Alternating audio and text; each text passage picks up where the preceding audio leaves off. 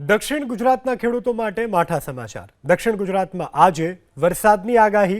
તાપી, નવસારી, ડાંગમાં આજે વરસાદની આગાહી। વલસાડ, દમણ અને દાદરાનગર હવેલીમાં હળવા વરસાદનું અનુમાન। 2 દિવસમાં રાજ્યમાં ઠંડીનો જોરમાં થશે વધારો। લઘુત્તમ તાપમાનમાં 2 થી 3 ડિગ્રીનો થશે વધારો। સવારે અને રાત્રિના ઠંડીનો થશે અહેસાસ। દક્ષિણ ગુજરાતના ખેડૂતો માટે ચિંતાના સમાચાર प्राप्त થઈ રહ્યા છે। આજે વરસાદની આગાહી કરવામાં આવી છે અને 2 દિવસ બાદ ઠંડીનો चमकारो पण વધશે।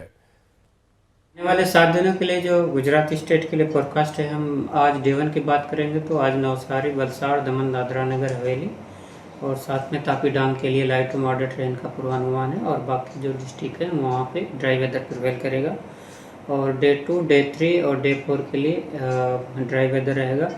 उसके बाद डे 5, डे 6 और डे 7 में नवसारी, वलसाड़, दमन, दादरा नगर हवेली और तापी डांग के लिए लाइट टू मॉडरेट रेन का पूर्वानुमान है।